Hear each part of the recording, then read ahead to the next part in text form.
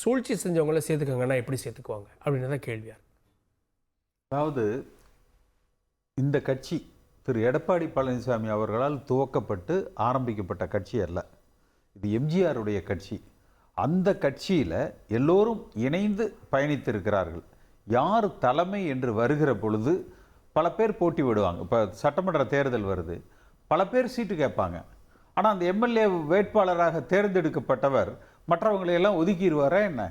எல்லோரையும் அரவணைத்து சென்று அந்த தேர்தலில் வெற்றி பெற வேண்டும் என்று நினைப்பாரா?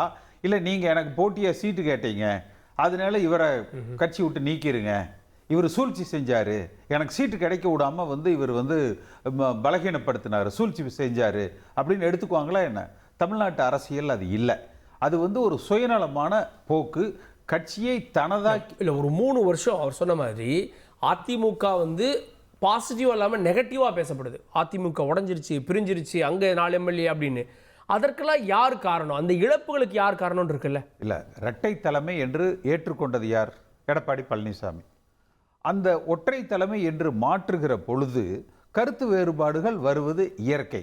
ஆனால் அதையெல்லாம் தாண்டி எந்த நிபந்தனையுமின்றி நான் அதிமுகவில் இணைந்து கொள்கிறேன் என்று ஓபிஎஸ்ஏ அறிக்கை விட்டார். மற்றவங்க பேசுனது எல்லாம் விடுங்க.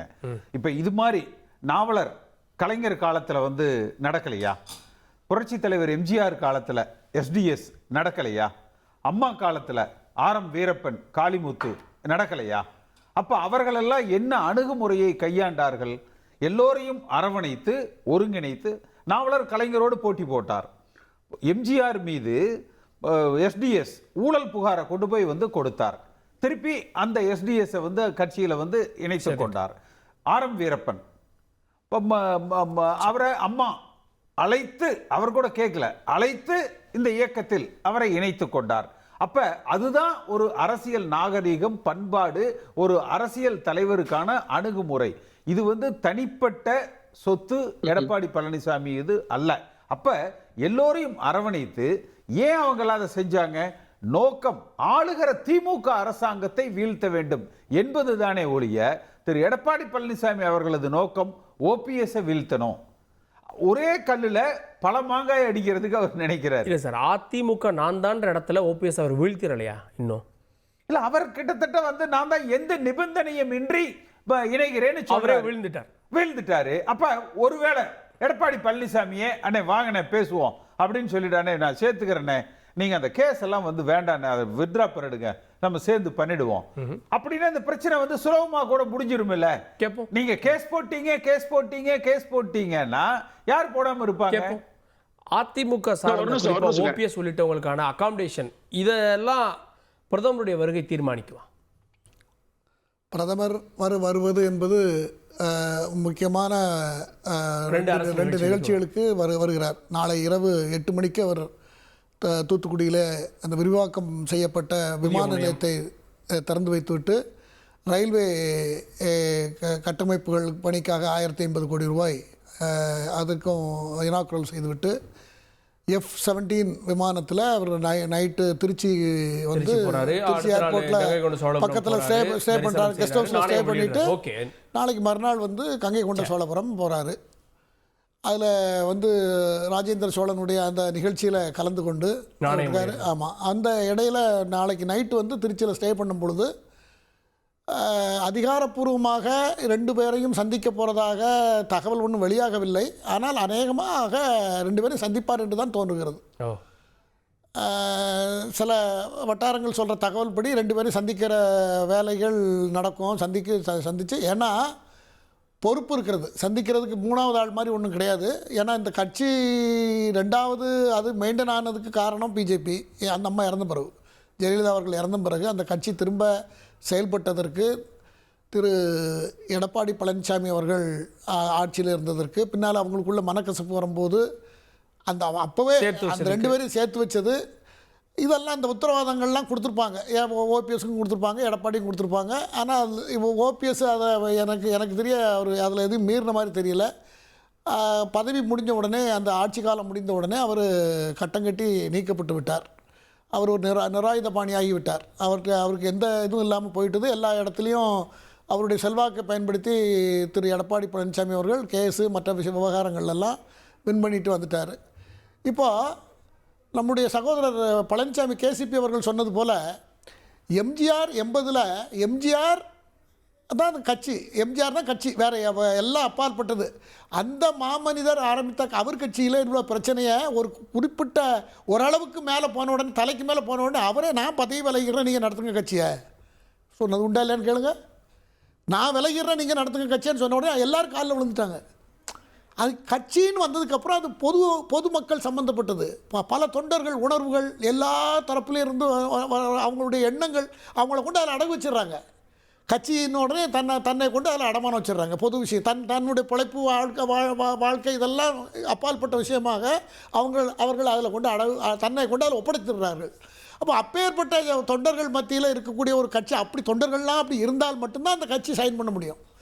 அப்போ அந்த நிலைமைக்கு ஆபத்து வருது, இங்கே சண்டை போட்டுட்டு இருந்தாங்கன்னா அதையே நான் கண்ட்ரோல் பண்ண முடியலன்னா நான் எதுக்கு முதலமைச்சர், நான் எதுக்கு தலைவராக இருக்கணும், நான் விலகிறேன் நீங்கள் பார்த்துக்கங்கன்னு சொன்னார்னா எவ்வளவு மனம் நெகிழ்வு அது ஏற்பட்டு அவருக்கு மன உளைச்சல்.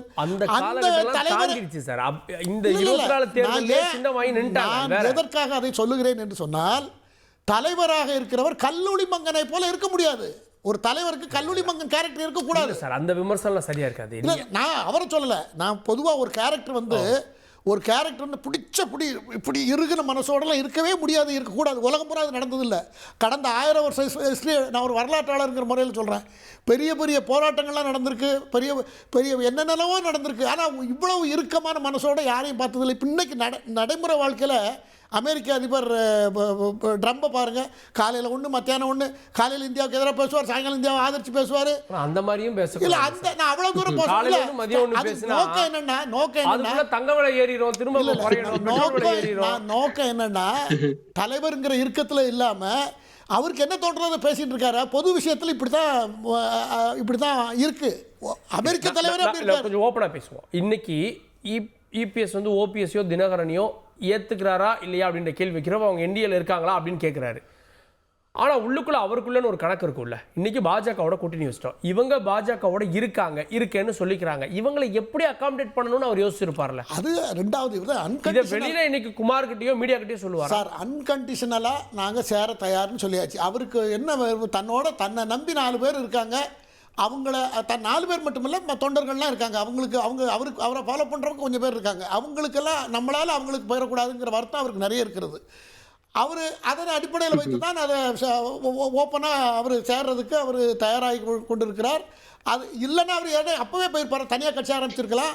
அல்லது தினகரன் நம்ம விஜய் அவர்கள் கட்சி ஆரம்பித்த உடனே யார் வேணாலும் வரலான்னாரு. அவங்க அங்கே தேவைப்படுது, அரசியல் அனுபவம் உள்ளவங்க தேவைப்படுது. அவருக்கு அங்கே என்ட்ரி எப்போதுமே கதவு திறந்திருக்கிறது, அங்கே போயிருக்கலாம். அவர் அதை விட்டு போகிறது மாதிரி இல்லை. அவர் அதிமுக அவர் 3 முறை முதலமைச்சராக இருந்திருக்கிறார். ஜெயலலிதா அம்மா பேசுனதெல்லாம் இப்போ போட்டு காமிச்சா, பேசுனது அவரை பற்றி பேசியிருக்கிறதெல்லாம் மக்கள்கிட்ட காமிப்பாங்க. எவ்வளோ வேறு யாரையும் பற்றி பேசலை. ஓபிஎஸை பற்றி 3 நிமிஷம் பேசியிருக்காங்க. ஜெயலலிதா எப்படி பேசியிருக்காங்க அதெல்லாம் மக்கள்கிட்ட போட்டு காமிச்சாங்கன்னா ஓபிஎஸ் மக்களுக்கு பற்றி பேசியிருக்காங்க சார். ஓபிஎஸ் வந்து எடப்பாடியை பற்றி பேசுறதாக நான் பார்க்கல. அந்த தொகுதியில் பேசியிருக்காங்க.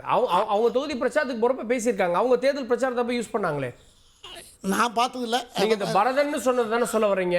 இல்ல, ராமாயணத்தை கம்பேர் பண்ணி கொடுத்த பதவியை திரும்பி கொடுத்தது வரலாற்று ரெண்டாவது ஓபிஎஸ். அப்படி ஒருத்தர் வரலாற்றில் தான் படிச்சிருக்காங்க. இல்லை, அதெல்லாம் எடப்பாடி அப்படி பேசுனதை நான் பார்க்கல. அப்படி பார்க்கல. இல்லை, இன்னும் ஒரே ஒரு பாயிண்ட் சொல்லிடுறேன். இந்த விஷயத்தை பொறுத்தவரையில் நாளைக்கு பிரதமர் வரும்பொழுது இதை இவர் 2 பேரையும் சந்தித்து உரிய ஆலோசனை வழங்குவதற்காக தான் நடக்குங்கிறது தான் எனக்கு கிடைச்ச தகவல்.